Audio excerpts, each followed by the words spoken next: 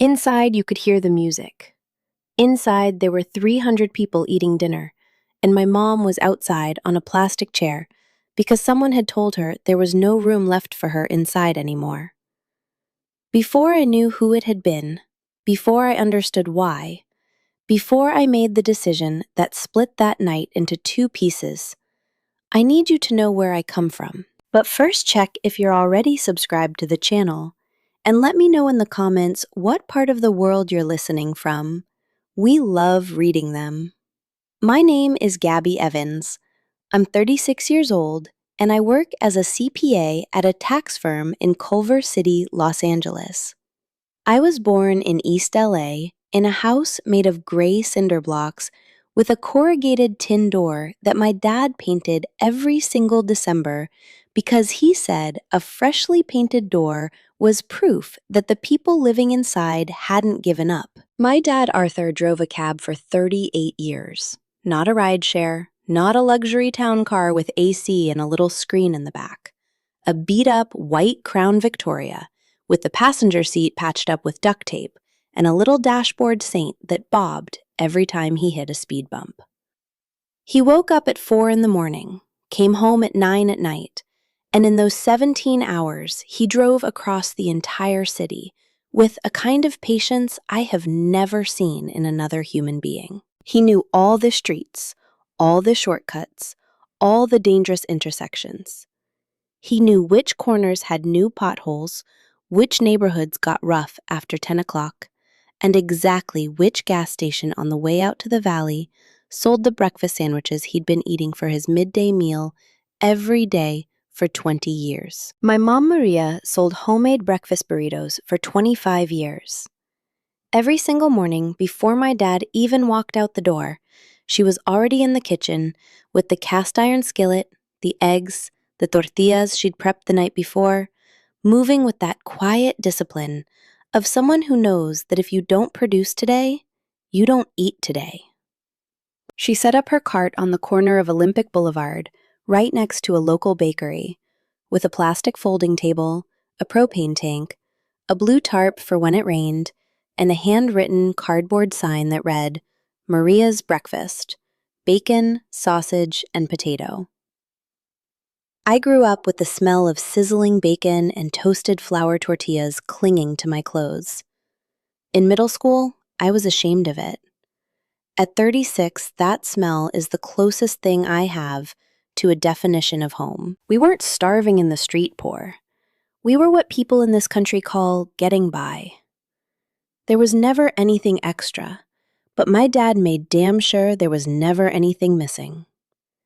The cab money paid the rent, the electricity, the gas. The burrito money paid for my school, my supplies, my uniform.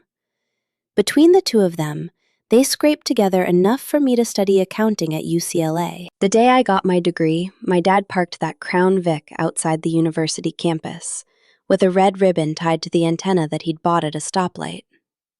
He waited for me, leaning against the hood with his arms crossed and a smile that took up his entire face.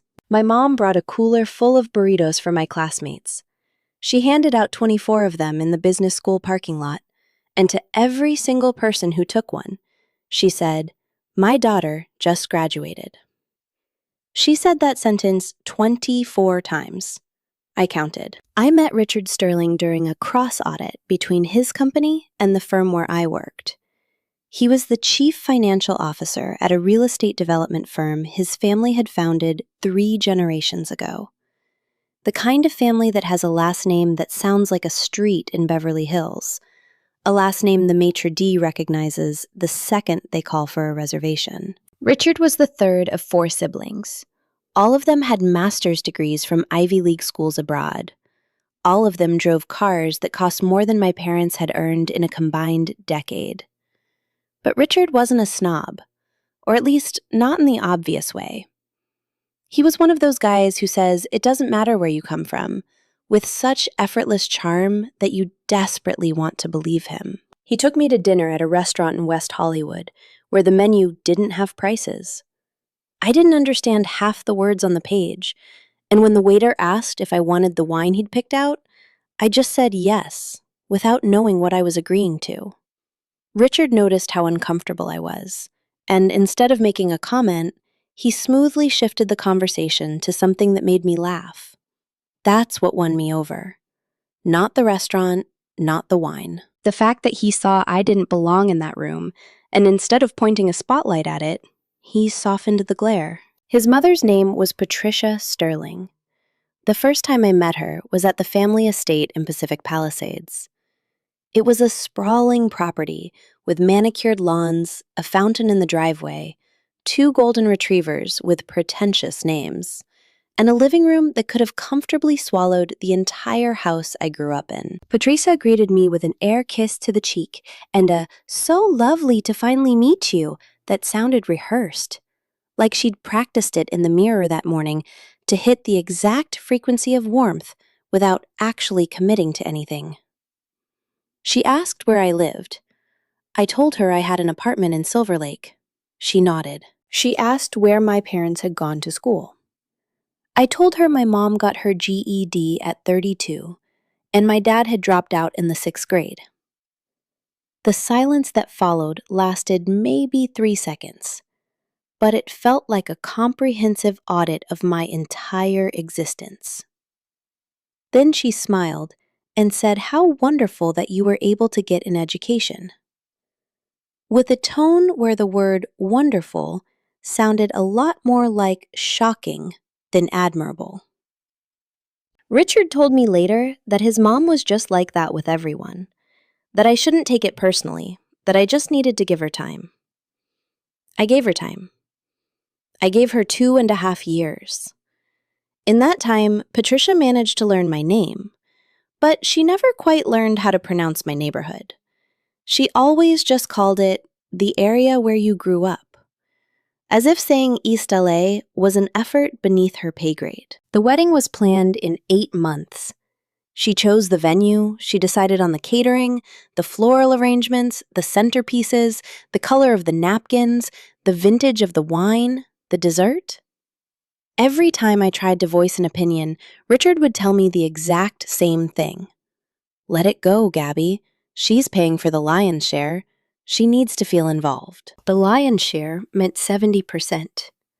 My parents had put up the other 30%. For them, that 30% represented 3 solid years of savings. My dad had picked up graveyard shifts on Fridays and Saturdays for 1.5 years to scrape his part together. My mom had added an extra weekend shift at a local flea market, waking up at 2 in the morning to have everything ready by 6. That 30% had cost them sleepless nights, brutal backaches, swollen knees, and exactly 0 vacations. But my dad told me one afternoon in his kitchen, while putting hot sauce on his eggs, that he had waited his whole life to pitch in for his daughter's wedding, and nobody was going to take that away from him. He said it without drama, without a drop of emotion in his voice.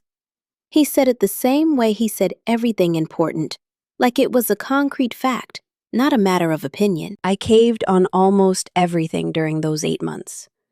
I caved on the venue, a country club in Malibu with sweeping ocean views and mandatory valet parking that felt entirely excessive to me, but that Patricia considered the bare minimum. I caved on the guest list, which ballooned from the 150 people I wanted to the 320 she demanded because there were corporate partners, country club friends, board members from her charity foundation. I caved on the date. I wanted December, and she moved it to October because she had a ski trip to Aspen in December that she absolutely could not cancel. The only thing I refused to cave on was the seating chart. I sat down with the wedding coordinator, a woman named Fiona, who smelled like expensive perfume, and typed everything into an iPad. And together, we built the layout. Table 1, Richard and me, my parents, Richard's parents, my maid of honor, and his best man. It was tradition. It was fair. It was the one thing I had drawn a hard line in the sand over. I signed off on that floor plan 3 weeks before the wedding. I took a picture of it with my phone. Fiona emailed me the file with the subject line, "Final seating confirmed, Sterling Evans' wedding." I saved that email. I don't know why. Maybe because some quiet instinct inside me already knew I was going to need it. On October 17th, I woke up at 5 in the morning in my bedroom in Silver Lake. The dress was hanging on the closet door, protected by a white fabric garment bag that my mom had sewn herself from leftover canvas she had lying around from God knows what project. The veil was folded on the dresser, the shoes in their box by the window. Everything in its place, everything in order. That's how I operate. That's how my dad taught me to do things. If you have something important tomorrow, you lay everything out tonight and you go to sleep with a clear head. I took a shower, put on lotion, sat on the edge of the bed, and just stared at the dress for a long time. I wasn't nervous. I was happy, but in that quiet, steady way that I get happy. No screaming, no jumping up and down, just a deep, settled feeling that things were exactly where they were supposed to be. My friend Stella arrived at 7. Stella and I had known each other since high school. She went to law school at UCLA, specialized in family law, and worked as an advocate at a domestic violence clinic in downtown LA. She was the most grounded person I knew. The kind of woman who could listen to the most horrific abuse case of her career at 10 in the morning, eat a slice of pizza at 2 in the afternoon, and be laughing on my couch by 6 like it was nothing. She did my makeup because I refused to hire a professional. She did my hair because Patricia had offered me her personal stylist, and I preferred to have it done by someone who had known my face since I was 15. While she was applying my eyelashes, Stella told me I looked good, that she loved the dress, and that if I needed anything at any point during the day, absolutely anything, she was going to be right there. She said it casually, like someone saying there's coffee in the pot if you want some. But I knew Stella. She didn't say things without a reason. We got to the venue at 11 in the morning. The civil ceremony was scheduled for 5 in the afternoon, followed by dinner and the reception. But I have a habit of showing up early to everything. At work, I check financial statements twice before handing them in. In my personal life, I do the exact same thing. I wanted to see the room set up, verify the tables were exactly as I'd approved them, check the centerpieces, make sure the sound system worked. The place was stunning, I won't deny that.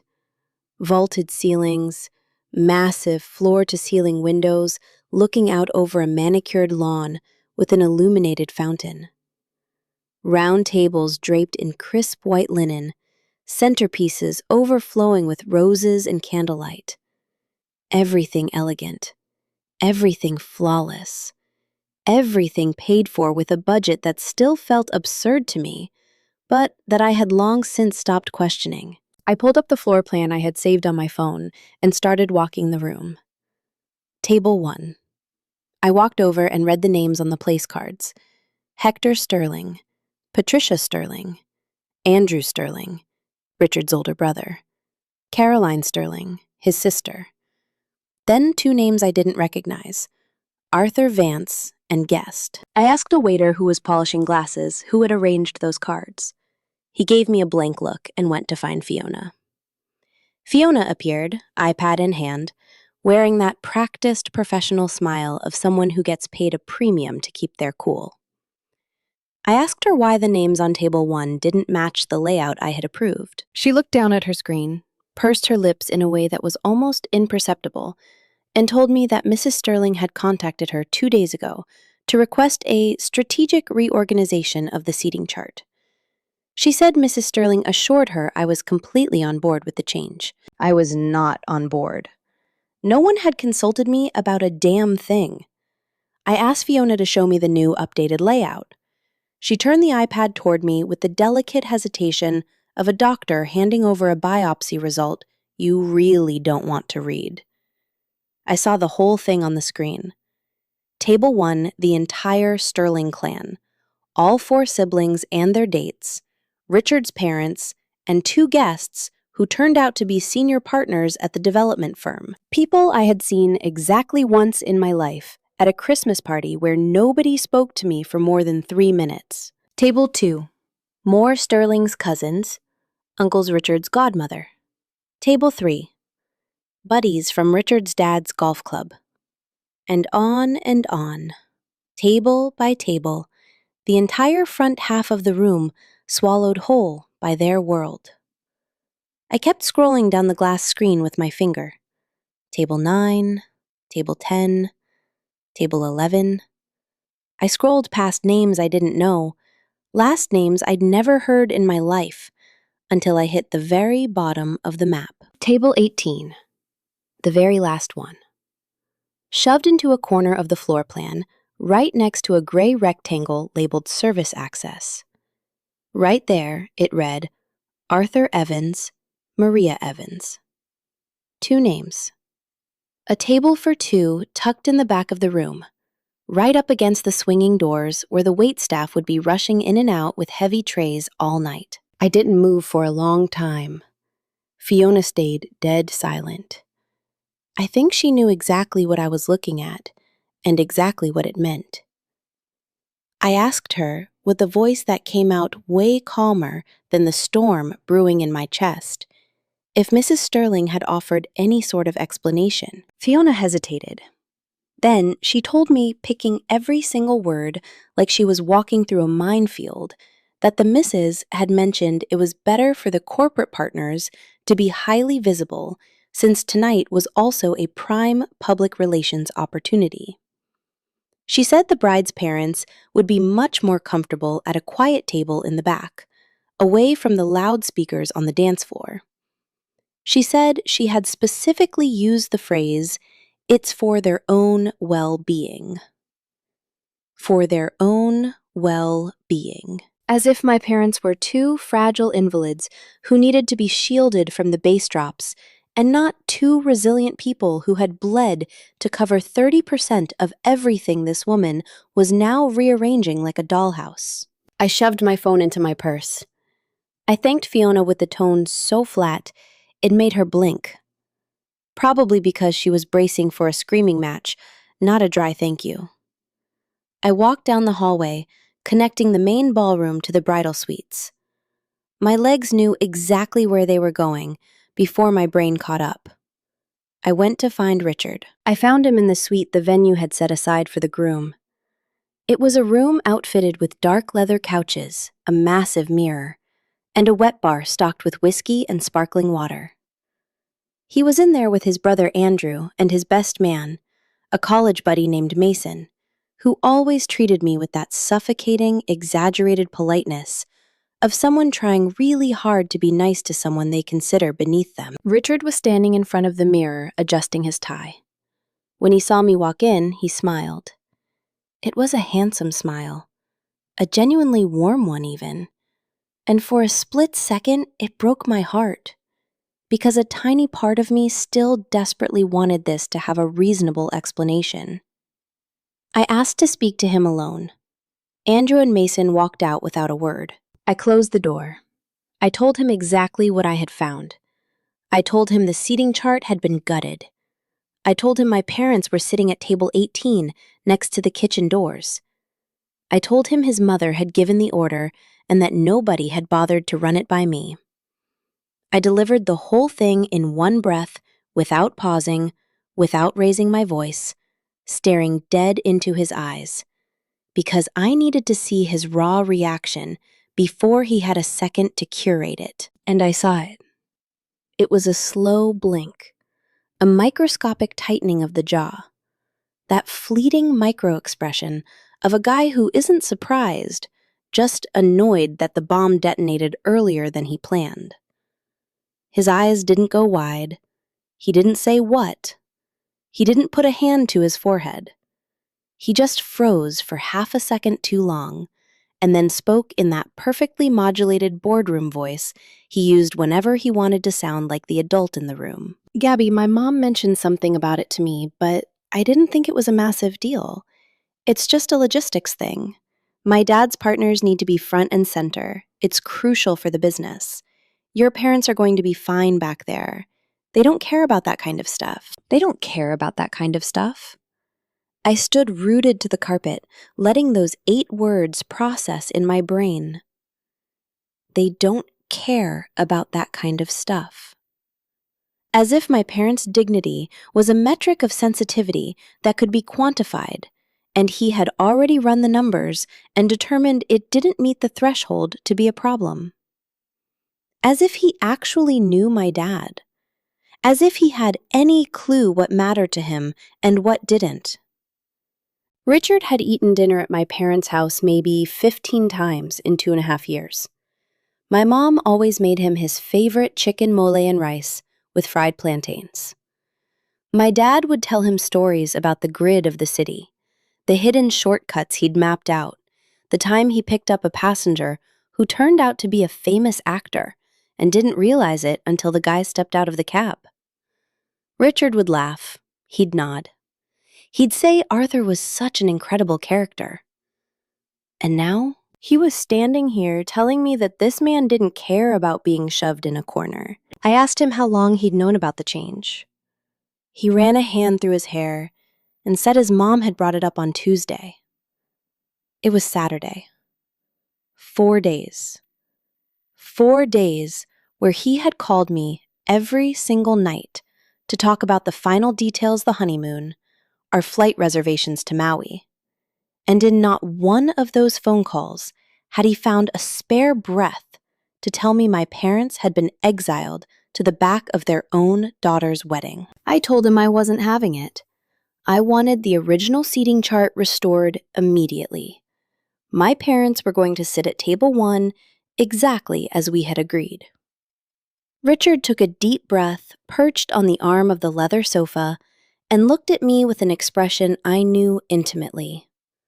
The face he made every time he thought I was being hysterical. He told me he understood. He said my feelings of frustration were totally valid, but that moving tables around now, 4 hours before the ceremony, was going to cause a massive, unnecessary war with his mother. He asked me, as a personal favor, to just let it slide this one time, and promised that after the wedding, we would sit down with her and establish firm boundaries. After the wedding. Always after the wedding. I had heard variations of that exact phrase for 2.5 years. After we get through this dinner. After board meeting season is over. After the holidays. After. And meanwhile, right now, in the living present, my parents were assigned to a table breathing in kitchen exhaust. I didn't say a word back. I turned around and walked out of the suite. Richard called my name, but he didn't chase me. I think he figured I just needed to cool off, and that once the moment passed, I'd come back as the easygoing version of myself. The version that compromised. The version he was used to. But that version had died standing in front of Fiona's iPad with her finger hovering over table 18, and she wasn't coming back. I walked down the side corridor, the one the guests don't see.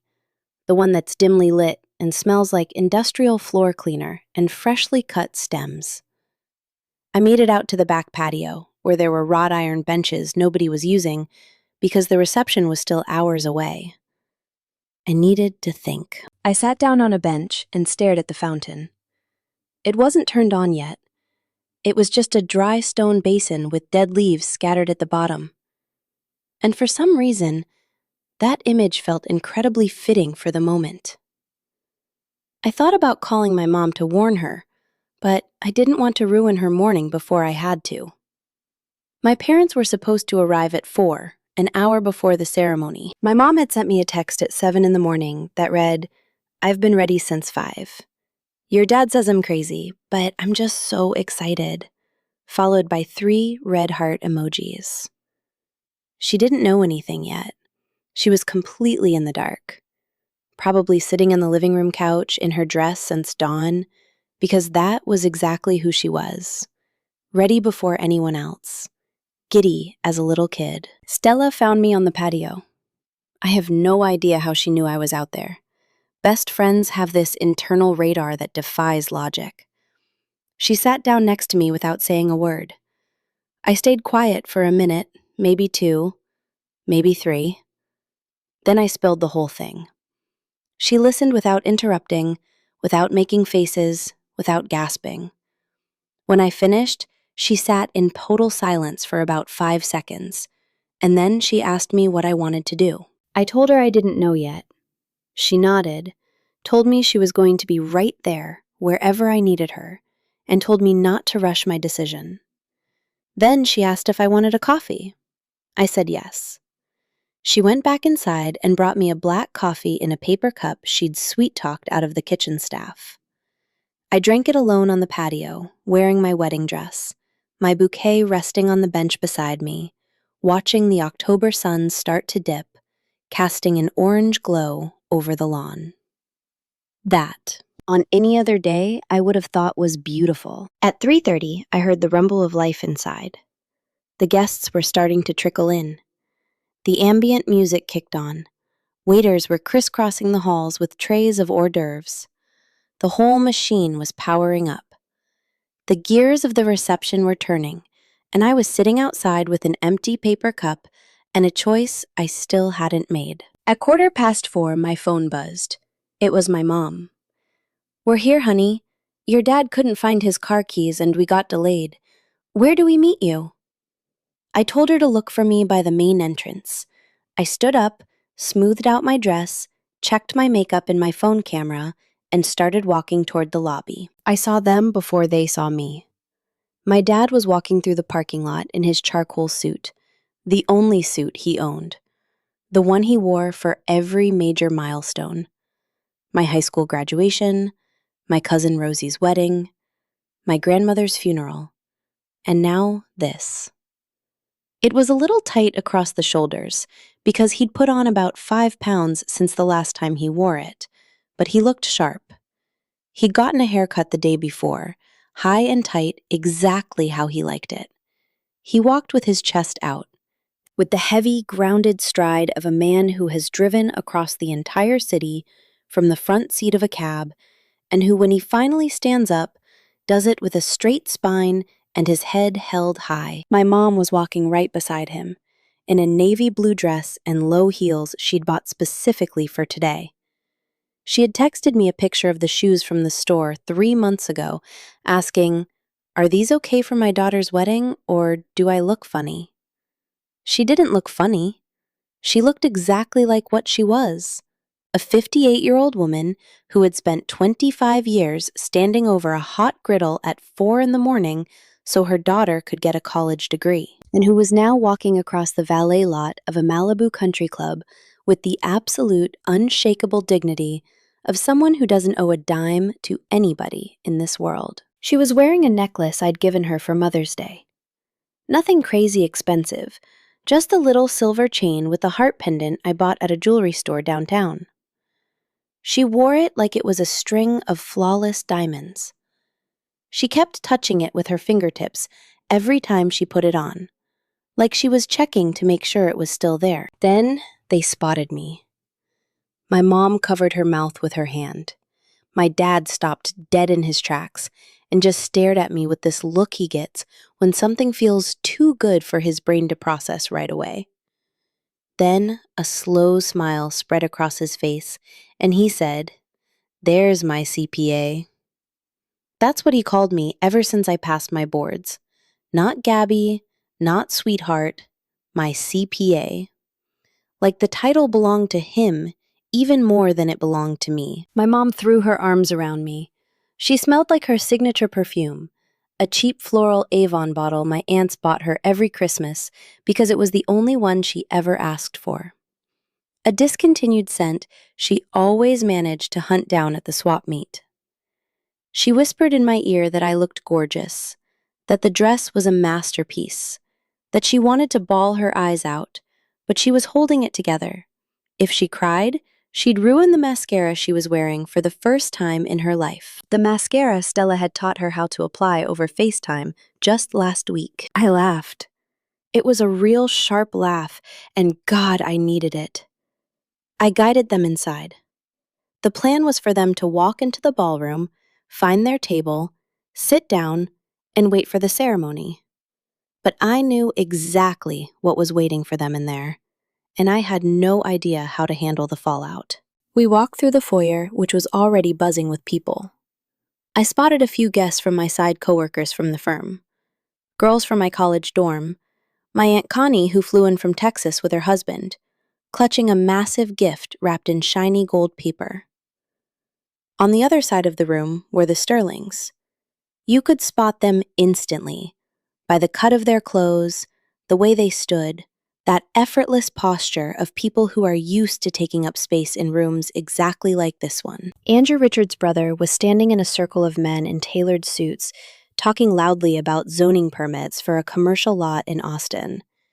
Andrew's wife, a woman named Danielle, who I actually liked but who never made any effort to call me, was sipping white wine by the window with two other women I didn't recognize. And right in the dead center of the foyer, wearing a pearl-colored gown that probably cost triple what mine did, was Patricia. Champagne flute in her left hand, gesturing with her right as she held court. The people around her were leaning in with that rapt attention you give the hostess when you know she's the one writing the checks. She saw me walk in with my parents. She saw all three of us. Her eyes darted from me to my mom to my dad. Her gaze snagged for a fraction of a second on my mom's sensible heels and the tight shoulders of my dad's suit, and then snapped back to me with the brilliant, frozen smile she was already wearing before she even saw us. A smile that didn't shift by a single millimeter.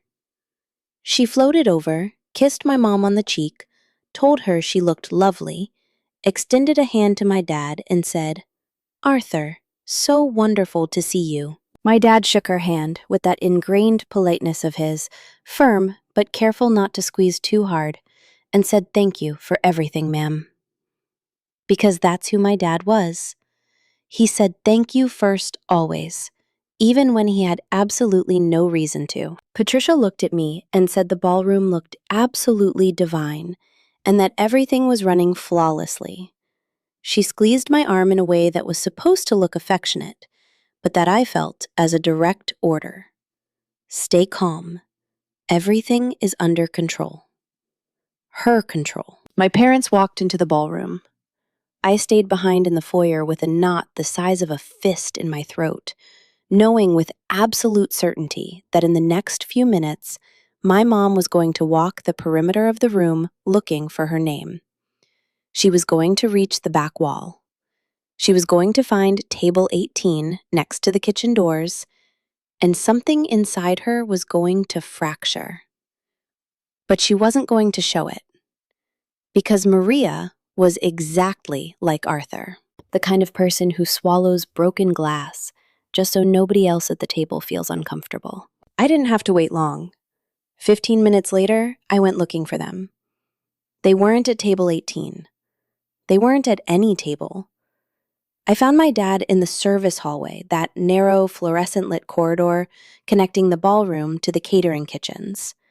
He was leaning against the cinder block wall, with his hands shoved deep into his pockets. My mom was standing right next to him, her purse clutching the crook of her arm, wearing an expression I recognized instantly. It was the face my mom makes when she's processing something deeply painful, but refuses to shed a single tear until she's safely locked in her bedroom at 11 o'clock at night. They had found the table. They had seen the two chairs pushed up against the wall by the swinging metal doors. They had felt the rush of air as waiters pushed past with heavy trays inches from their faces. They had heard the clatter of plates and the shouting from the line cooks bleeding through the drywall. They had read their names printed on identical, heavy stock cards placed on a table that didn't have a floral arrangement, didn't have a candle, didn't even have a full tablecloth. It was a folding utility table someone had dragged out and slapped two chairs at to check a box. And my dad had taken my mom gently by the arm and told her they'd be better off waiting out in the hall, that it was quieter out there. Quieter. In a service hallway. On the day of his daughter's wedding. They saw me walking toward them, and my dad did what he always did. He smiled before I even had a chance to panic. He told me they were totally fine, that they were just hanging out, waiting for the ceremony to start, that I shouldn't worry about a single thing. He said this was my day, and I needed to go enjoy it. My mom touched my cheek and told me I looked beautiful.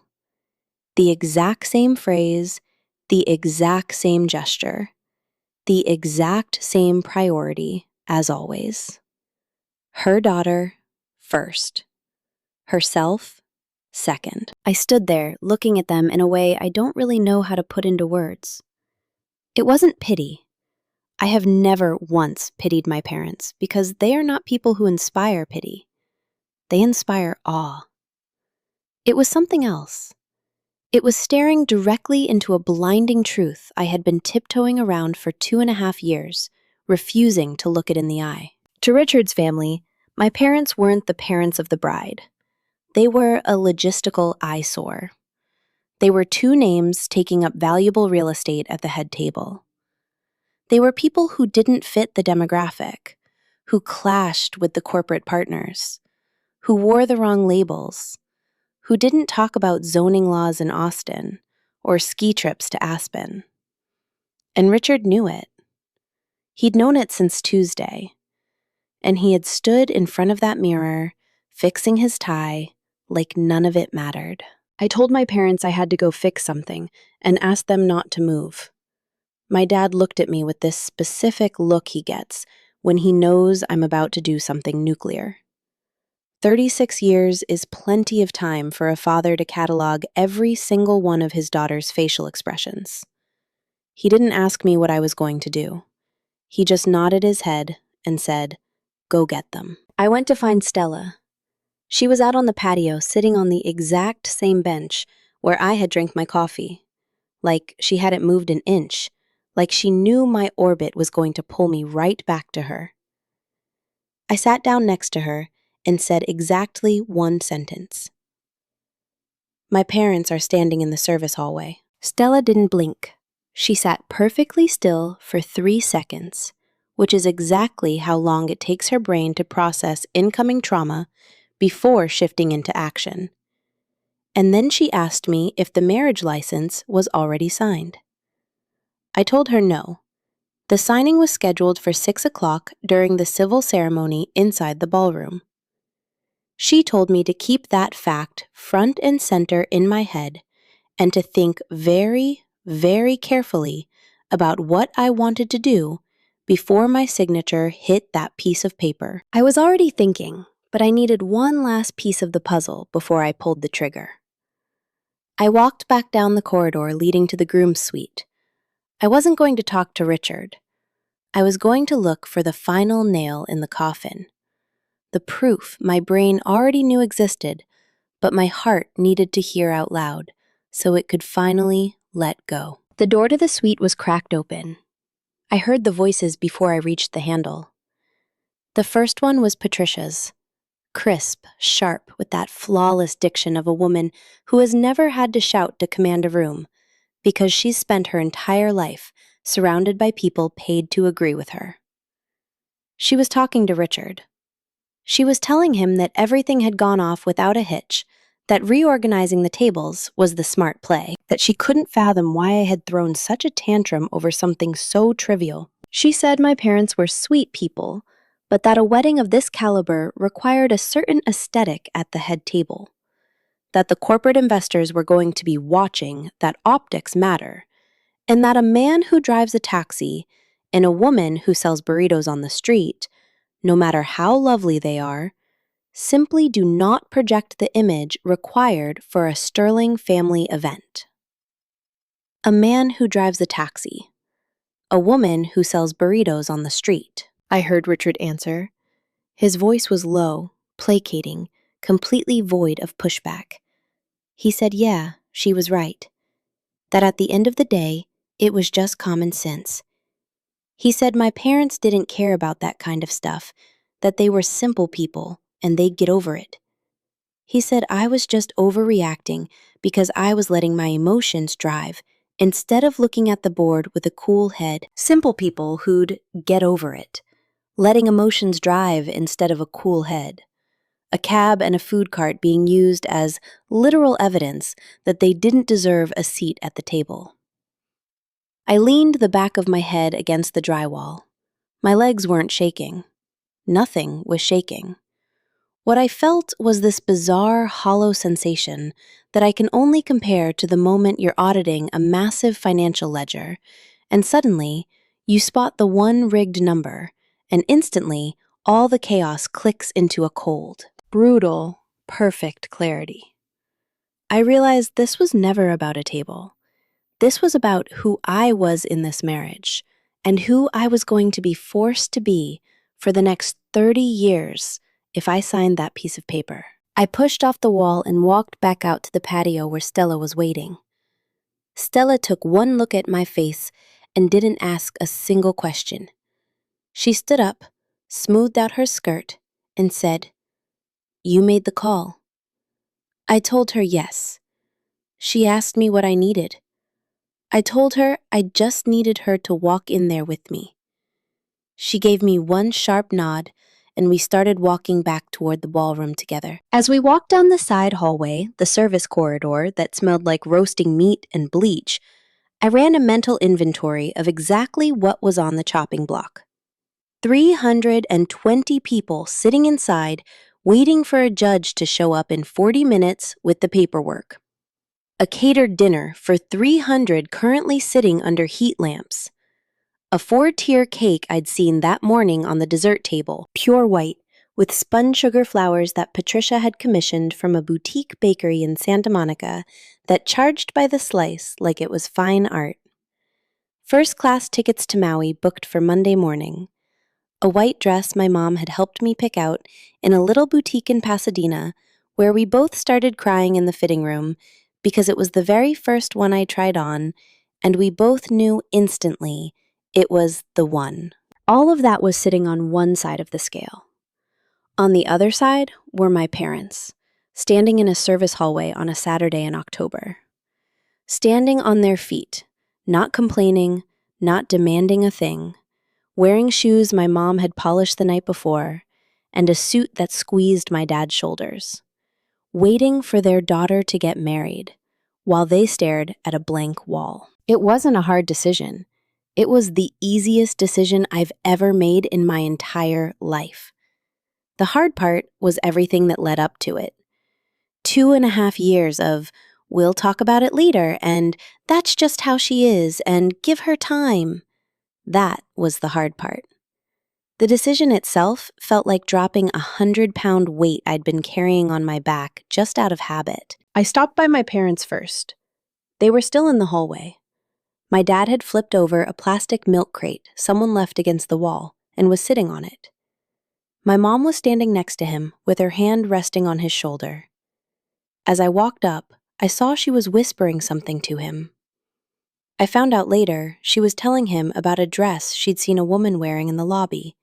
A yellow dress she thought was really pretty. They were standing in a service alley, talking about yellow dresses, like they were sitting in their own living room, completely ignoring the fact that they'd been shoved into the forgotten corner of a luxury venue where nobody had looked their way in over an hour. I told them I needed them to wait right there for just a little bit longer, that I had to go do something, and I'd be right back for them. My dad looked at me hard. I think right then he knew. Not the logistics, not the details, but the core of it. He knew something was deeply broken, and he knew I was about to swing the hammer. He's known me since before I knew myself. When I was 10 years old, a kid at school made fun of me because my mom sold burritos on the street. I came home bawling, and my dad sat me down at the kitchen table and told me that the day I felt ashamed of what my mother did to put food on my plate, that was the day he'd actually start worrying about me. He told me that as long as I knew exactly who I was, nobody could ever make me feel small. I was 10 when I heard that. At 36, standing in a service hallway, in a wedding gown, I was finally truly understanding it for the first time. My mom squeezed my hand and told me to go do what I had to do, that they weren't going anywhere. Then she added with that trademark practicality of hers that if it wasn't too much trouble, could I grab her a glass of water because she was parched, but she didn't want to bother the waiters. I asked Stella to get my mom some water. Stella vanished, reappeared with a glass in under 2 minutes, and then walked with me to the double doors of the main ballroom. The room was packed. 320 people seated at their tables, the low hum of crosstalk blending with the ambient music, glasses clinking, laughter, the sound of waiters dropping plates for the first course. Table 1 was exactly where I'd seen it on the iPad, front and center, right on the edge of the dance floor. The Sterlings occupied every single seat. Patricia was holding court in the middle, champagne flute in hand, talking to a partner's wife with that queen bee posture she wielded like a weapon. Richard's dad, Hector, was nodding along to a story Andrew was telling. Caroline, the sister, was taking a selfie with her husband. Everything orderly, everything in its place, everything executing exactly to Patricia's master plan. Table 18 in the back corner by the swinging kitchen doors sat with 2 empty chairs. The place cards with my parents' names were still sitting there next to 2 water goblets nobody had touched. Every time the kitchen doors kicked open, the crash of pans and the blast of heat from the ovens washed right over that table, a physical reminder of exactly where they belonged, according to a woman who had never once had to wake up at 4 in the morning to feed her family. The master of ceremonies was a guy Patricia had hired, a slick professional host named Rick, with a radio broadcaster voice and a permanent smile that looked glued to his face. He was standing on the dance floor with a microphone, welcoming the room, tossing out mild marriage jokes that got polite chuckles from the front tables and dead silence from the back. He saw me walking toward the dance floor and held the mic out to me with a theatrical flourish, assuming I wanted to say a few words, probably expecting me to thank everyone for coming and say something touching about true love. I took the mic. Rick stepped aside, flashing his pearly whites.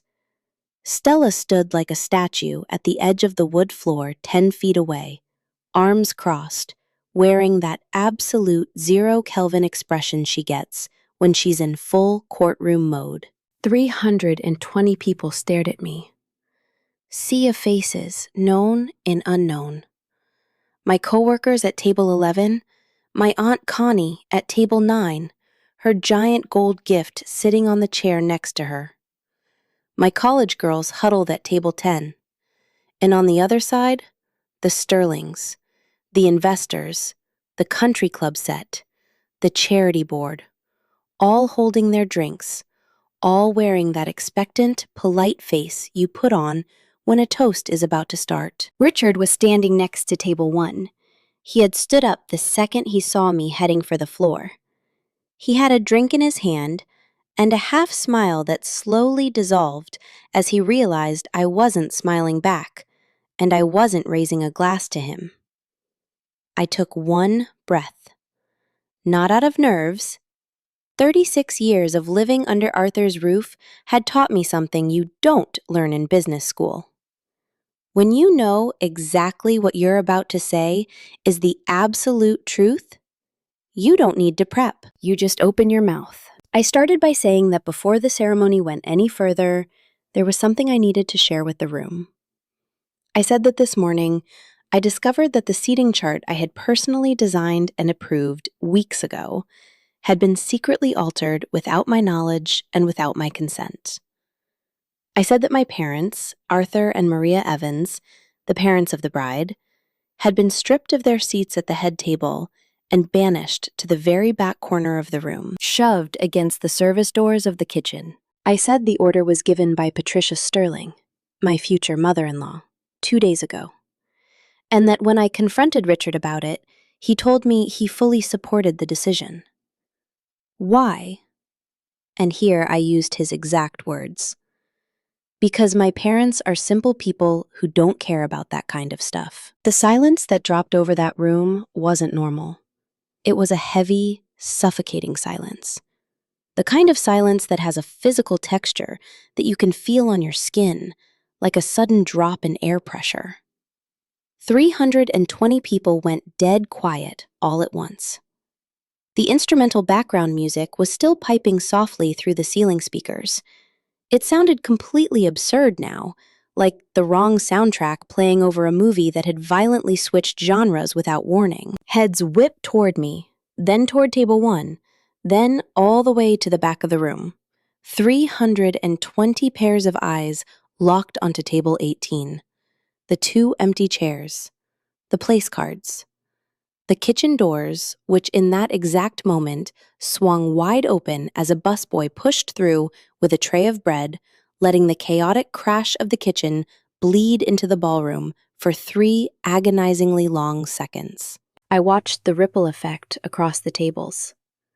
On my side of the aisle, confusion instantly hardened into disgust. My Aunt Connie clutched a hand to her chest. A girl from my firm slowly shook her head. In the middle tables, the mixed crowd, I saw pure squirming discomfort. People staring at their plates, unsure where to look. And at table 1, I saw exactly what I expected to see. Patricia, frozen solid. The champagne flute still suspended in her hand halfway to her mouth, her eyes boring into mine with a look I had never seen on her face before. It wasn't fury. It was worse. It was the face of someone who was being seen, truly seen, in broad daylight for the very first time, and she was terrified of the exposure. I kept talking. I never raised my voice, not once. I said my parents had paid for a massive chunk of this wedding. I said my dad had worked graveyard shifts in a cab for a year and a half to pull that money together. I said my mom had picked up extra weekend shifts, waking up at 2 in the morning to do her part. I said that between the 2 of them, they had sacrificed their sleep, their joints, and their time so this night could happen. And someone in this room had decided they weren't good enough to sit at the front. I paused. It wasn't a dramatic pause. I just needed a second to brace for the final blow. I said I had walked into Richard's family with open arms. I had let someone else choose the venue, the menu, the flowers, the date, the guest list, even the damn cake. I had folded on every single detail for 8 months because I was told it meant being reasonable, being mature, being a team player. But there was one line in the sand nobody got to cross, and that line was my parents' dignity. That line was non-negotiable. It doesn't get reorganized. It doesn't get shoved to the back of the room to make space for a bunch of real estate developers. I looked at Richard. He was standing next to table 1, jaw clenched shut, eyes locked on me like laser beams. I didn't see an ounce of regret in his face. I saw pure calculus. I saw a man frantically running the numbers, searching for the exact PR spin to mitigate the damage. It was the exact same look he gave me when he told me to just give his mom some time. Time. Always time. Like time was a blank check you could just keep handing to someone who was never, ever going to change the price. I said one last thing. I said the marriage license wasn't signed. The ceremony hadn't happened. Legally, I was not married to anyone in this room, and I was going to keep it that way. I said I was deeply sorry that 320 people had traveled some from very far away, and that they all deserved a great dinner and a good party, because none of this was their fault. I thanked them for coming, thanked them for their love, and told them I hoped they could understand why I was walking away. I set the microphone back on the stand. Rick, the MC, was standing 6 feet away, his jaw hanging open, his arms hanging limp at his sides, like he'd forgotten how to use them. I didn't look at him. I didn't look at anyone. I just locked my eyes on the exit and started walking. I stepped off the dance floor. The sound of my heels hitting the hardwood echoed in the dead silence of the room. Every footstep was a clean, sharp crack, like a clock ticking down to something irreversible. I walked through the tables. I passed table 7 where my coworkers were sitting, and one of them, Marcy, reached out, grabbed my arm for a split second and squeezed it hard without saying a word. I passed table 9, where Aunt Connie was crying silent, heavy tears dropping straight onto the white tablecloth. I kept walking straight out the doors and into the service hallway. My parents were exactly where I left them, my dad standing up my mom right next to him. But the atmosphere had shifted. My dad's eyes were bloodshot. He wasn't crying. Arthur doesn't cry like that. But his eyes were red, the way they get when he's overwhelmed with pride, and he's locking every muscle in his body to keep it from spilling out.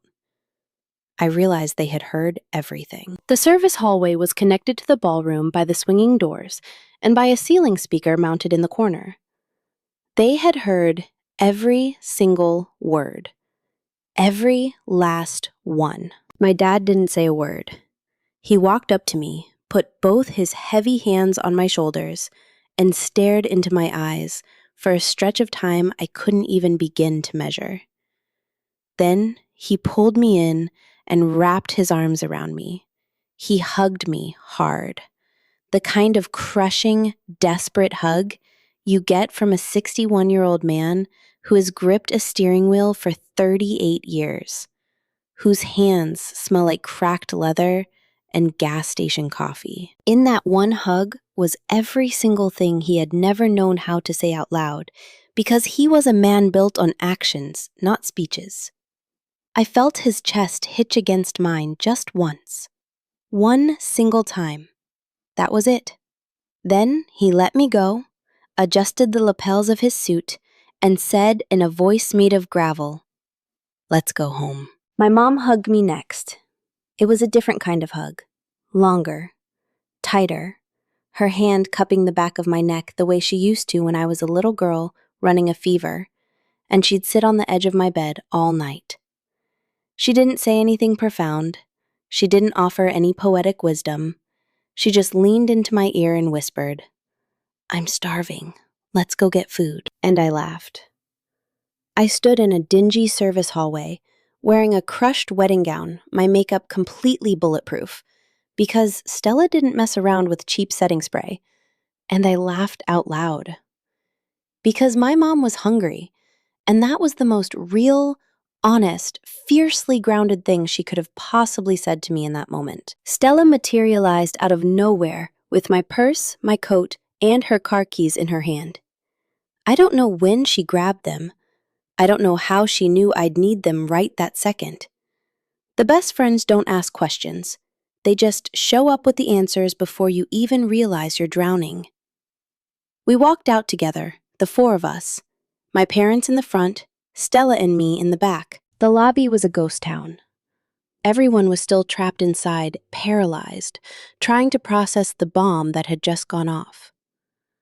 We walked right past the gift table, stacked high with wrapped boxes and thick envelopes. I didn't touch a single one.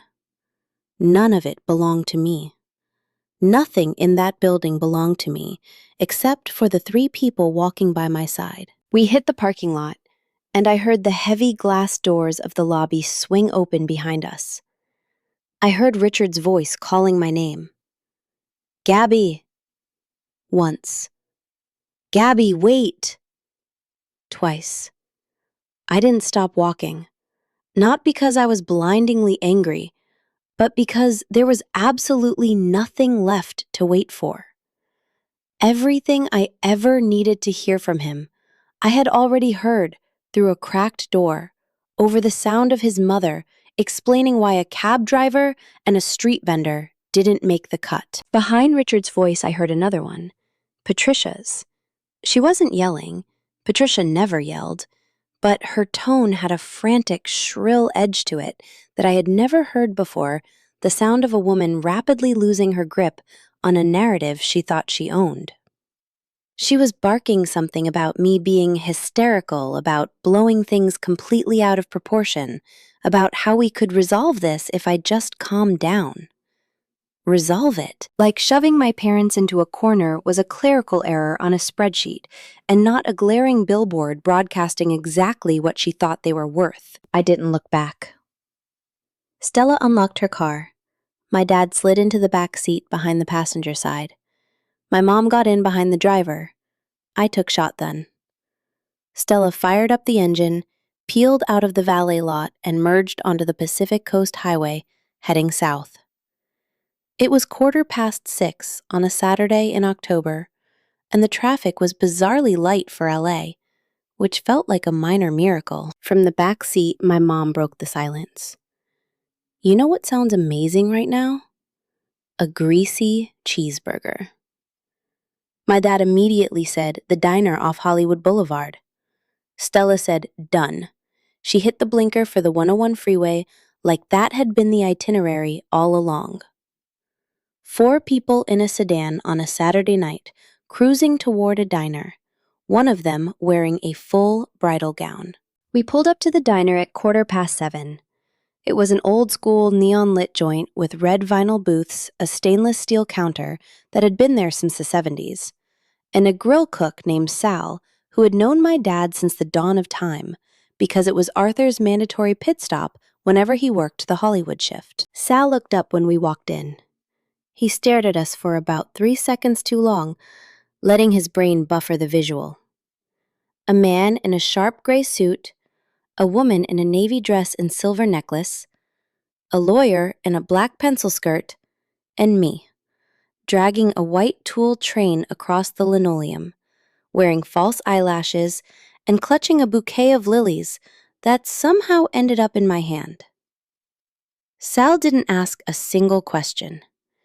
In a city like LA, the lifers have that specific street wisdom to keep their mouths shut when a situation clearly doesn't require commentary.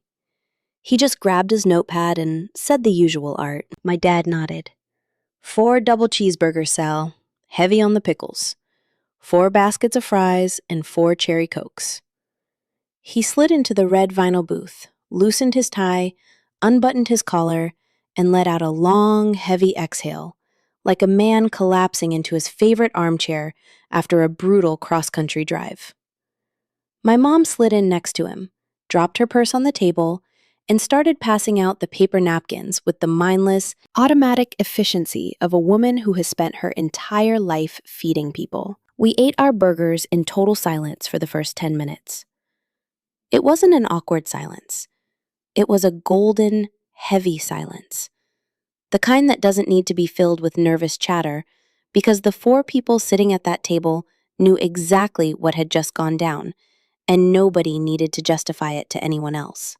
My dad ate slowly, chewing deliberately, staring out the greasy diner window at the streetlights, with the profound peace of a man who has watched the entire world blur past him from the front seat of a cab, and who knows deep in his bones that everything moves, everything changes, and the only things that stick around are the things you choose to hold on to. My mom spoke first. She wiped her mouth, said Sal's burgers were still the best in the city, and that the fries were crispier than last time. Then, without shifting her tone of voice like she was still talking about the potatoes, she said she had known since the very first dinner at the Sterling House that Patricia couldn't stand them. She said she knew it by the way Patricia looked at her when she spoke, with that forced, rigid attention of someone who is just enduring a terrible noise until it finally stops. She said she never brought it up to me because she didn't want to plant poison in my head, and because she honestly believed that the only thing that mattered was my happiness. If Richard made me happy, she was fully prepared to swallow whatever garbage they threw at her. Swallow whatever garbage. My mom had been entirely willing to sit at table 18, inhaling kitchen grease without uttering a single complaint, just so she wouldn't ruin my night. That hit me harder than anything else that had happened inside that ballroom. Because the tragedy wasn't just that Patricia had shoved them into a corner. The tragedy was that my parents were so deeply conditioned to shrink themselves, to never take up space, to never demand respect, that they would have sat in those chairs and taken it. They would have driven back to East LA that night with the humiliation locked in a box where nobody could see it. And I never would have known how badly they were bleeding. My dad put his burger down on the wax paper, wiped his hands on a napkin, and said something I will carry with me to the grave. He looked at me and said, "Listen to me, kid. I've driven a cab for 38 years. I've had doctors in the back seat, lawyers, CEOs, politicians, guys who make in a week what I pull down in a year. And I'm going to tell you a fact. Not one of those guys ever made me feel small for driving a cab. The only people who care what you do for a living are the ones who desperately need to feel bigger than someone else just so they can sleep at night." He finished the last bite of his burger, took a drag of his cherry Coke, and added, "You made the right call today, but you didn't do it for me, and you didn't do it for your mother. You did it for you, and that's exactly how it should be." Stella, who had been sitting quietly the whole time, eating her fries with a zen-like calm that only she could pull off in a diner wearing business attire, raised her plastic cup and said to Arthur, "We clinked our plastic cups together over a Formica table in a Hollywood diner on a Saturday night. It was the cheapest, most valuable toast I have ever had in my life." After the diner, Stella drove us back to my parents' house in East LA. The drive took 40 minutes with the weekend traffic. My mom fell asleep in the back seat about 10 minutes, in her head resting heavy on my dad's shoulder, her purse still clutched in her lap. My dad stayed wide awake, staring out the window, his left hand resting softly over my mom's hand, completely frozen so he wouldn't wake her. Stella drove in silence, with the radio off. I sat in the passenger seat, staring at my hands. I was looking at the French manicure I'd gotten the day before, and it suddenly looked like a prop from someone else's life. Like it belonged to a ghost. A version of me that had ceased to exist. We pulled up to the house on 4th Street, the exact same gray cinder block house with the corrugated tin door my dad painted every December. My mom woke up when the car shifted into park and mumbled, half asleep, "We're home." I'll put a pot of coffee on. Like we were just getting back from a grocery run and not from the smoldering wreckage of her only daughter's wedding. We walked inside. Everything was exactly as it always was. The living room with the couches still wrapped in the thick plastic my mom refused to take off because she swore it made them last longer. The dining table with the floral vinyl tablecloth that had a melted burn mark in the corner from the time my cousin Rosie set down a hot skillet without a trivet. The kitchen with the copper pots hanging on the wall, the 4-burner stove with the front left burner that hadn't worked in 3 years, and the fridge completely plastered in photos held up by cheap magnets. Me as a baby. Me at my high school graduation. Me getting my degree at UCLA. My mom and dad on their 25th anniversary, standing behind a cake I bought them from a little bakery down the street. My mom put on a pot of coffee, black with a dash of cinnamon, just how they liked it. My dad took off his suit jacket and draped it over the back of his chair with the deliberate care of a man who knows that jacket has to survive another 10 years. He sat in his usual spot at the head of the table and turned on the little TV on the counter. He flipped it to a baseball game, the Dodgers against I don't even know who. He turned the volume down to a whisper and just stared at the screen without really watching it. He just needed the visual noise, a flickering companion that let him sit in the silence without the room feeling hollow. Stella stayed until 11.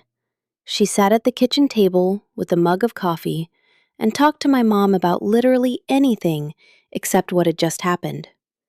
They talked about the new farmer's market that opened up down the block, a chili recipe my mom wanted to steal, a true crime show they were both watching that neither of them fully understood, but that they kept putting on because the lead detective was handsome. I listened to them from the living room, sitting on the plastic-wrapped couch next to my dad. I was still wearing the wedding dress. I didn't have a change of clothes at their house, and, honestly, at some point during the night, the dress had completely lost its power. It stopped being a symbol of a shattered future and just became a heavy piece of fabric I happened to be wearing. When Stella finally left, she hugged me at the door and whispered in my ear that if I needed anything at any hour of the night, I was to call her. She didn't say, "I'm so proud of you," or "You did the right thing," or any of those hallmark platitudes people spew when they want to make themselves feel better about your tragedy. She just told me she was there, and that was all the anchor I needed. My mom loaned me a pair of pajamas, an oversized flannel set with a floral print that was baggy on her and absolutely swallowed me whole.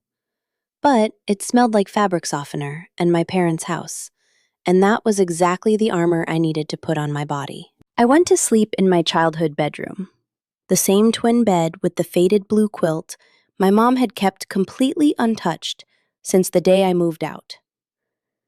There was still a poster of a boy band I obsessed over when I was 15, taped to the wall, peeling at the corners. On the ceiling, there was a crack in the plaster, shaped like a winding river. When I was a kid, I used to stare at it before I fell asleep, pretending it was a map of a secret country where everyone had a seat at the table and nobody ever got left out in the cold. My phone had been vibrating aggressively in my purse all night. I pulled it out and set it face down on the nightstand without looking at the screen. I knew exactly what was waiting for me in the notifications. Walls of text from Richard, frantic messages from his family, maybe confused texts from guests trying to figure out if they were allowed to ask what happened. All of that could wait. Tonight wasn't for putting out fires. Tonight was for the blue quilt, the crack in the ceiling, and the sound of the coffee pot gurgling in the kitchen. My mom always brewed a fresh pot of decaf before bed.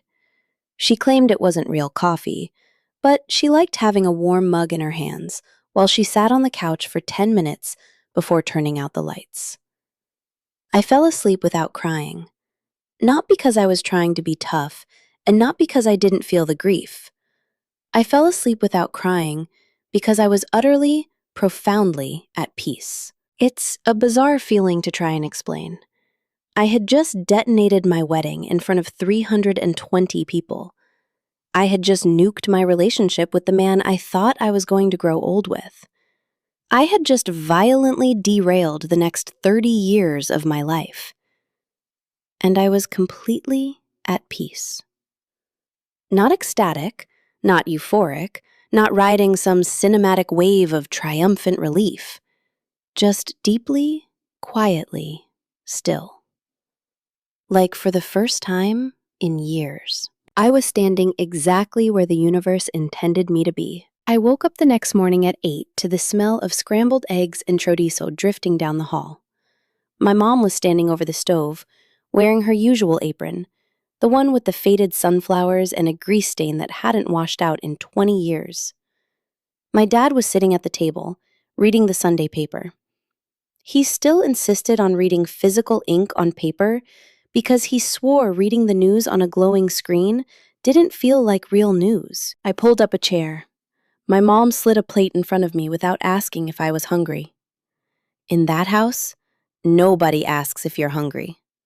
Food appears in front of you, and it's your choice what to do with it, but the food is always there.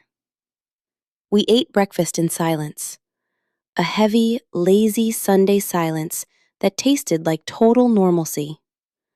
After the radioactive fallout of the night before, that silence felt like pure luxury. After breakfast, my dad migrated to the living room to watch the morning news. My mom started washing the dishes, and I stood next to her drying them, with a towel falling right back into the rhythm we had when I lived under her roof. And at some point during that incredibly mundane ritual, my mom paused her hands, still submerged in the soapy water, and without even turning her head to look at me, she said, I'm proud of you, Gabby. She said it with the most casual voice in the world, like she was telling me we were out of dish soap. And then she just kept washing the plates. It wasn't until Monday that I finally unlocked my phone. 43 messages from Richard. The first few were begging me to talk.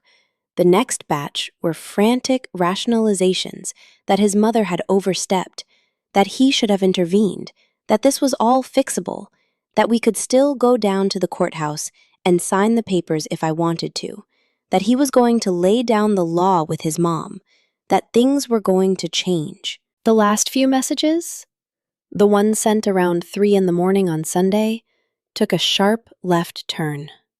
The tone curdled. He told me I had overreacted, that I had staged a theatrical, humiliating spectacle in front of his entire network over a simple misunderstanding. That his mother was inconsolable. That I owed them an apology. An apology. I owed them an apology for refusing to let my parents be treated like stray dogs at a country club. The evolution of those text messages handed me the final piece of closure I needed. Richard simply didn't get it. He didn't understand that the core issue was never the physical location of a table. The issue was that in his universe, human beings were neatly sorted into tax brackets, and my bloodline was in the wrong column.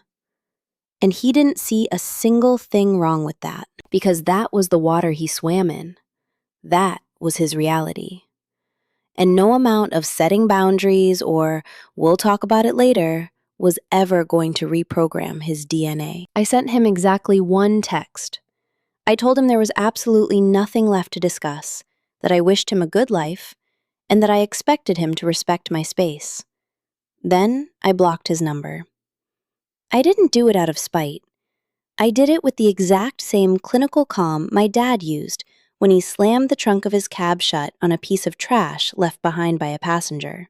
Patricia called my parents' landline on Tuesday. My dad picked up. She talked at him for what my dad later estimated was 4 solid minutes, without pausing for breath. She weaponized words like proportionality, maturity, and handling this privately like adults.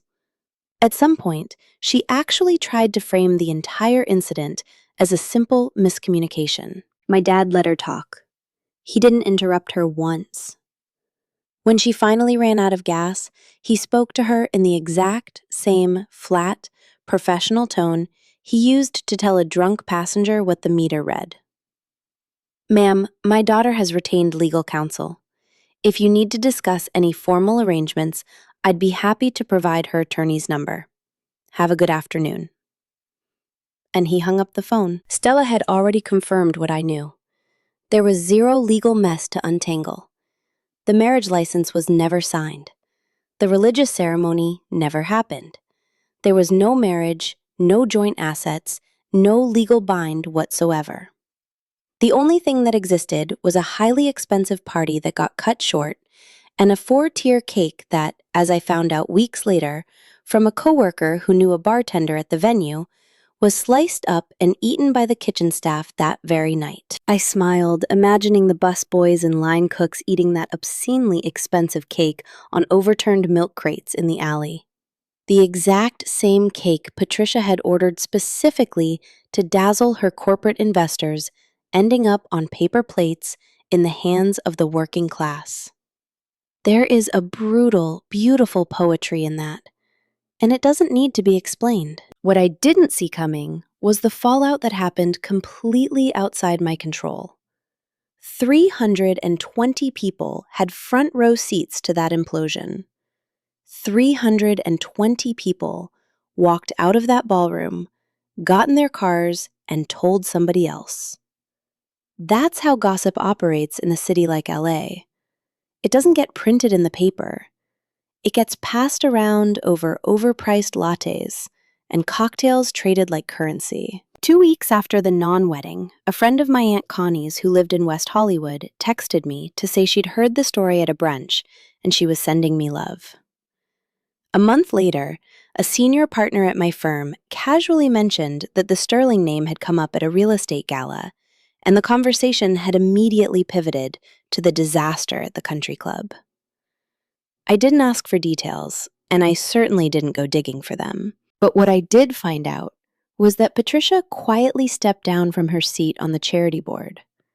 The rumor that trickled back to me was that during a board meeting 3 weeks post-meltdown, one of the prominent donors casually brought up how vital it was for the foundation's leadership to practice what they preached regarding social equality.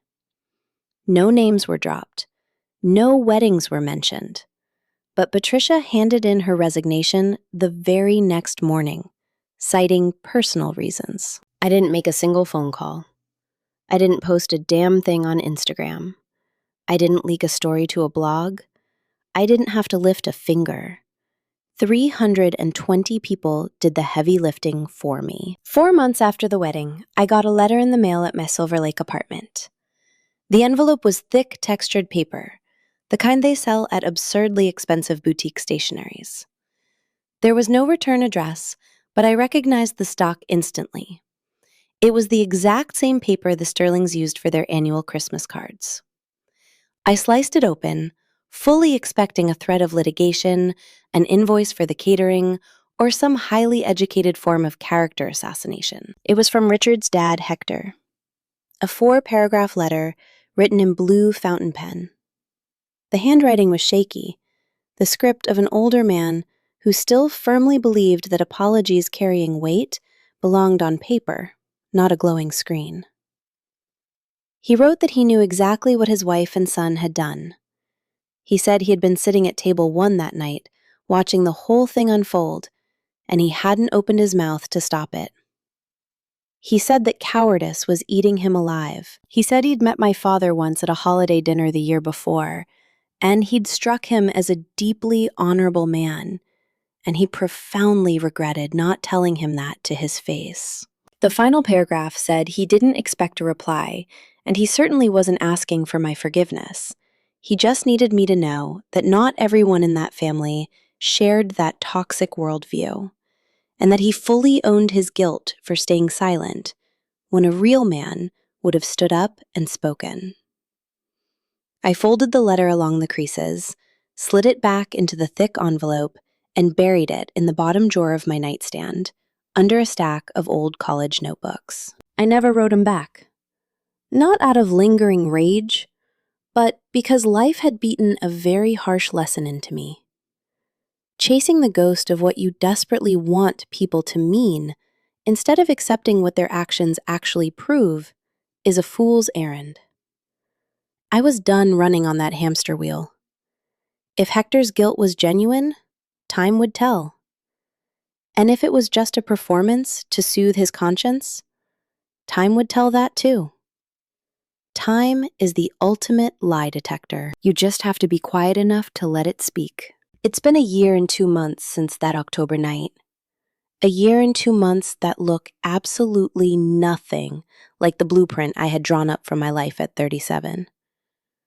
And yet, ironically, it looks exactly like the life I was supposed to be living all along. I'm still grinding at the tax firm in Culver City. I got promoted to audit manager 6 months after the wedding that never happened. My boss, Mr. Vance, a 64-year-old shark who speaks in grunts and catches every misplaced decimal, called me into his glass office on a random Wednesday morning. He told me he'd been tracking my files for 3 years and that I was the most surgical, ruthless, and honest auditor who had ever walked through his doors. He slid a piece of paper with a new title and a massive salary bump across the mahogany desk and asked if I wanted the job. I looked him dead in the eye and said yes. He reached out, shook my hand firmly, and said, "Congratulations, CPA." My brain instantly flashed to my dad, my CPA. The exact same words, the exact same tone of gravelly respect, delivered by 2 men from 2 entirely different universes who shared exactly one trait. They recognized real grit when it was sitting right in front of them. The pay bump finally gave me the leverage to do something I'd been dreaming about for a decade. On the first of every month, I wire a chunk of cash directly into my mom's checking account. It's not lottery money. I'm not buying her a mansion. But it's enough dead weight off her shoulders that she can afford to run her food cart 4 days a week instead of 7. She fought me on it at first. She crossed her arms and told me she didn't need anybody's charity and that her breakfast burritos practically sold themselves. I told her it wasn't charity. It was a mandatory stipend so she could sleep past sunrise on Wednesdays and Sundays. She narrowed her eyes at me for a solid 10 seconds, scanning my face for a hidden agenda, trying to figure out if there was some emotional string attached to the cash. Then she sighed and said, "Fine. But on Sundays." "I'm making you sweet tamales, and I'm not charging you for them. That was the contract." My dad is still behind the wheel of that cab. I've begged him to hang up the keys. He's 62. His knees sound like bubble wrap from sitting in LA traffic for 40 years, and he's earned a rest. He just laughs and tells me the day he physically can't turn the steering wheel is the day he taps out. But until his arms fall off, there isn't a force of nature strong enough to drag him out of that Crown Victoria. That tank has 280,000 miles on the dash and sounds like a dying lawnmower every time it shifts into third gear. He did finally replace the little saint glued to the dashboard. He swapped it out for a bigger one my mom bought him for his birthday. When I casually suggested he use some of his savings to buy a newer car, he looked at me like I'd just insulted his mother. "This car has kept a roof over our heads," he growled. "You don't throw something away just because the paint is peeling." Some days, I'm absolutely convinced my dad isn't talking about cars when he talks about cars. I signed a lease on a new apartment. Well, new to me. It's an older building, pre-war, but it has twice the square footage of my old place. I stayed in Silver Lake. I'm still technically 15 minutes away from my parents if the freeways are clear, which in Los Angeles translates to 45 minutes of bumper-to-bumper hell on a good day. It's a 2-bedroom. The kitchen has this gorgeous vintage window that looks down into a courtyard where the downstairs neighbor grows basil and mint in terracotta pots. It has this tiny wrought iron balcony bolted to the front of the brick. Every evening, I drag a folding chair out there and just sit, drinking black coffee, watching the city breathe. I brew the coffee in a fancy drip machine Stella bought me as a housewarming gift. And every single time the water bubbles through the filter, my brain drifts to the alternate timeline. The version of my life where I'm drinking espresso from a bone china cup on a sprawling terrace in Pacific Palisades, wiping my mouth with a linen napkin, looking out over the ocean. It sounds like a beautiful photograph, but the entry fee to live inside that photograph was a price I was absolutely unwilling to pay. Stella comes over to my place every Friday night. She brings a bottle of red, I boil a pot of pasta. We sit cross-legged on the living room rug, with the bowls in our laps because my dining table is permanently buried under towering stacks of audit reports, and neither of us ever has the energy to move them. We talk about the grind. We talk about the horrific abuse cases she's fighting downtown. We talk about my corporate audits. We dissect the plot holes in the shows we're binging. We talk about life, and sometimes we just sit in total silence for an hour, staring at the TV without really watching it, letting the wine do the heavy lifting. And it's perfect. The friendships that can survive the dead air are the only ones you actually need in your corner. Wednesdays are for my parents. That hasn't changed. That will never change. I pull up to the house around 7, maybe 7:30 if the 101 is a parking lot. My mom always has something simmering on the stove. Fideo soup, chicken enchiladas, stuffed peppers, whatever caught her eye at the meat market that morning. The dining table is the exact same one, draped in the exact same floral vinyl, scarred by the exact same burn mark in the corner. The chairs around that table still don't match. There's a heavy oak one my dad salvaged from a client who was throwing it in a dumpster. There's a metal one that used to sit in my grandmother's kitchen.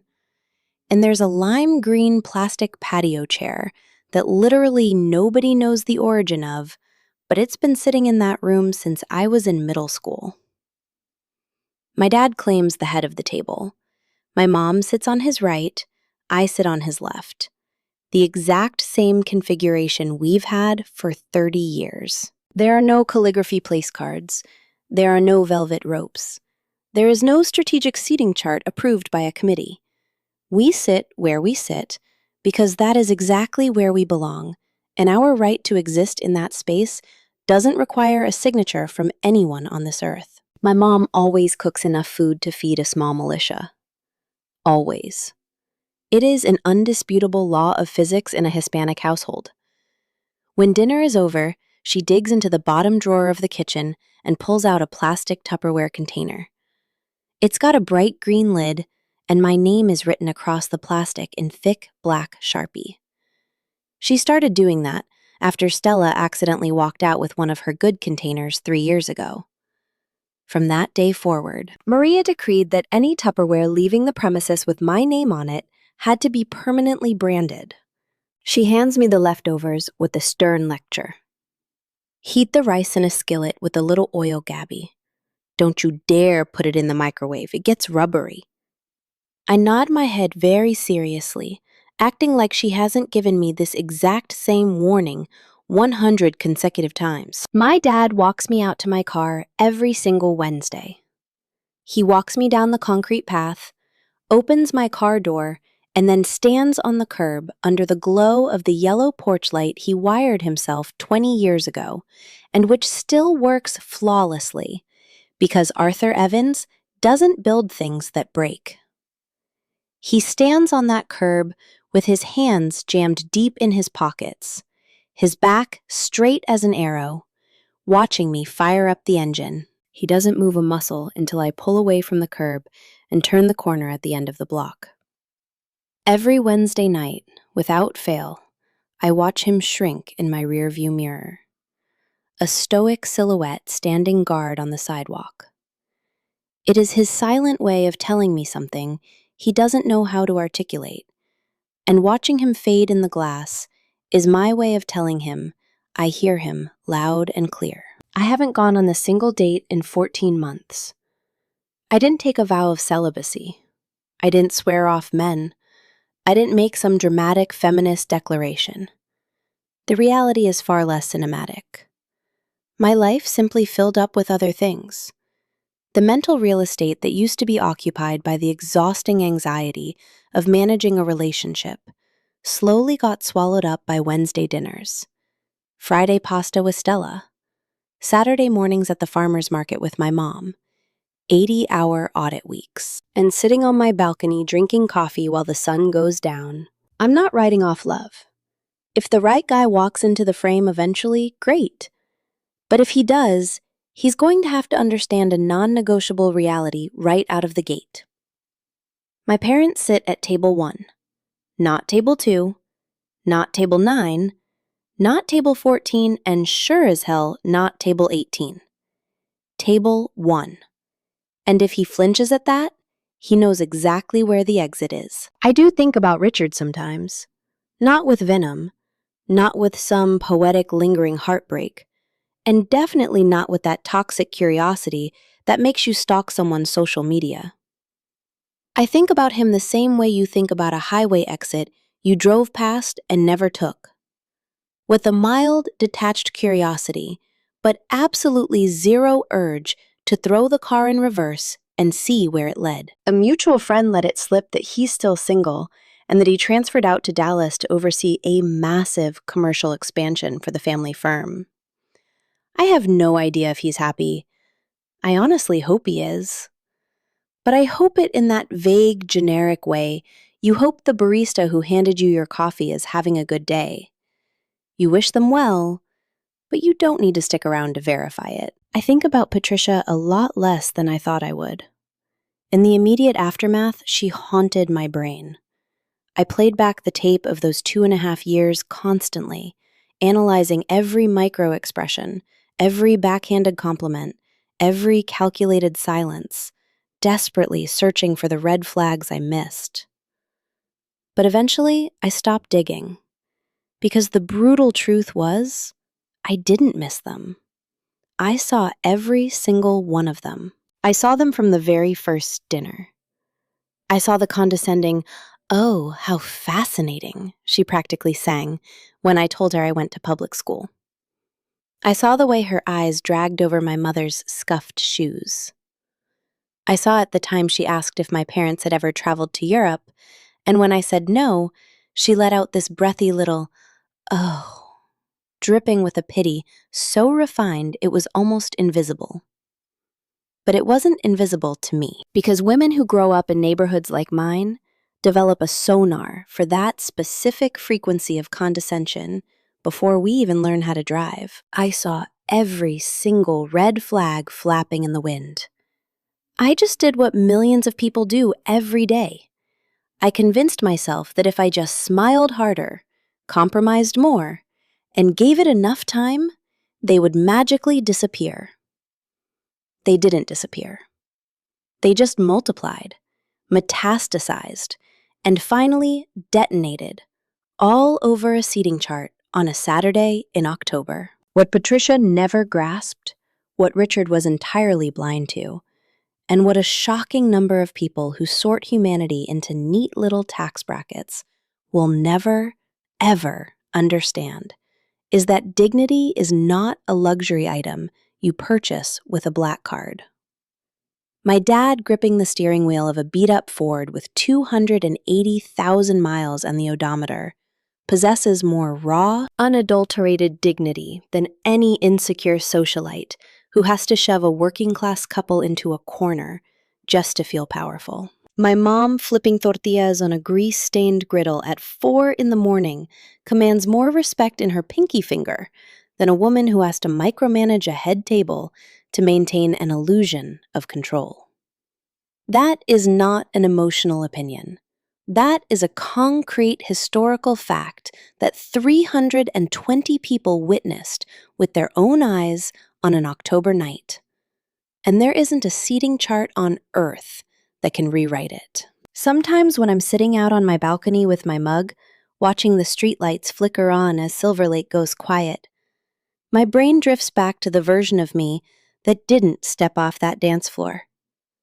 The ghost version of Gabby, who put the microphone back on the stand, plastered on a gorgeous smile for the photographer, signed the legal documents at 6 o'clock, and danced a flawless waltz with Richard, while her parents ate cold chicken in the shadows of table 18, drowning in the clatter of the kitchen. That version of me exists in some parallel universe, and every time I think about her, a cold sweat breaks out on the back of my neck.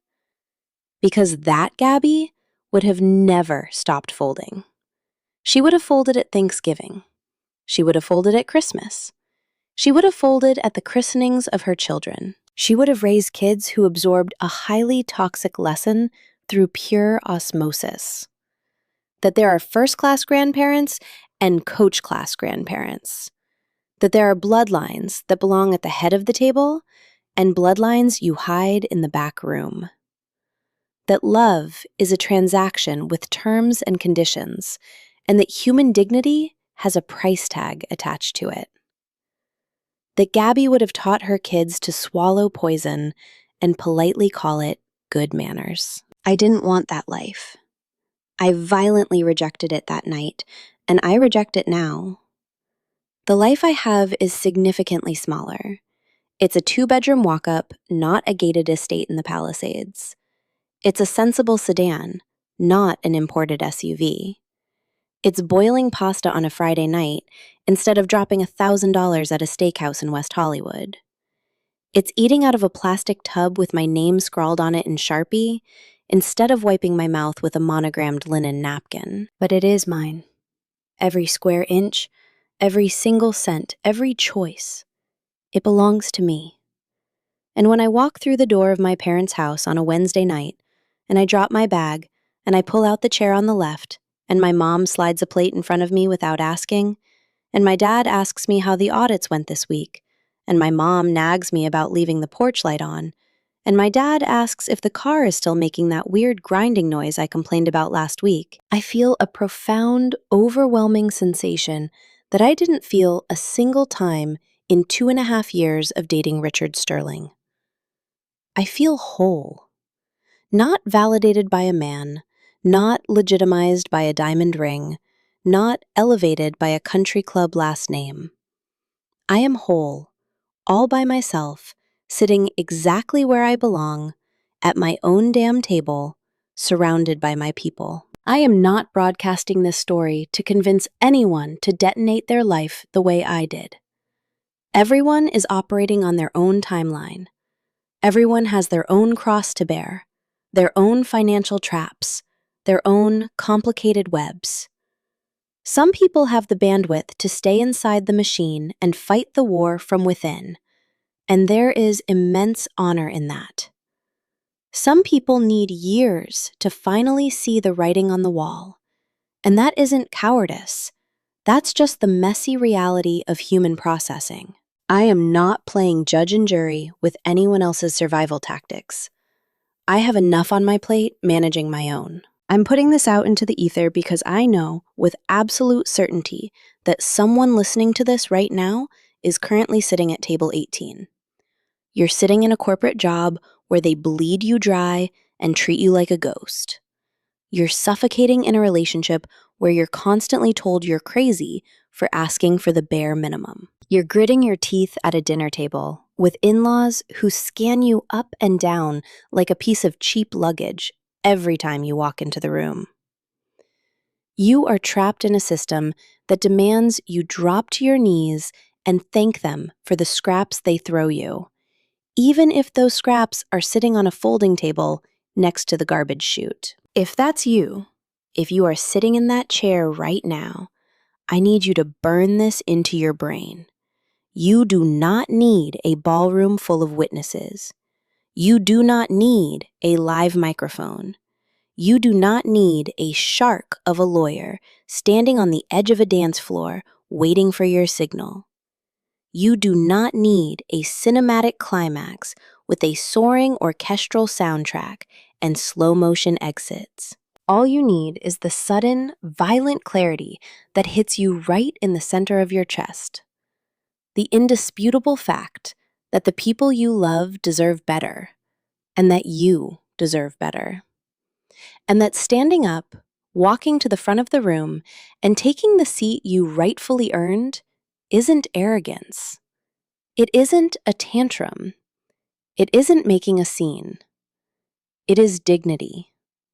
And dignity is not up for negotiation. It does not get reorganized. And it sure as hell doesn't get shoved to the back of the room. My name is Gabby Evans. I am 37 years old. I am a CPA, an audit manager, and the immensely proud daughter of Arthur and Maria Evans. I live in an apartment in Silver Lake with a tiny balcony that looks over the street and a neighbor who grows herbs in terracotta pots down in the courtyard. Every Wednesday night, I eat dinner at my parents' house. Every Wednesday night, my dad walks me out to the curb and stands under the yellow porch light, watching my taillights until I turn the corner. And every Wednesday night, I watch him shrink in my rearview mirror, standing guard with his hands in his pockets and his spine straight as steel.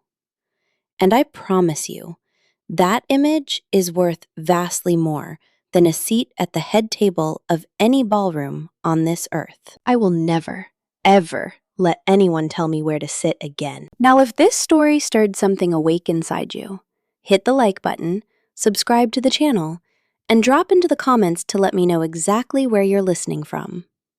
And if you want early access to hear stories like this before anyone else, hit the join button and become a member of the channel. I'll see you in the next story.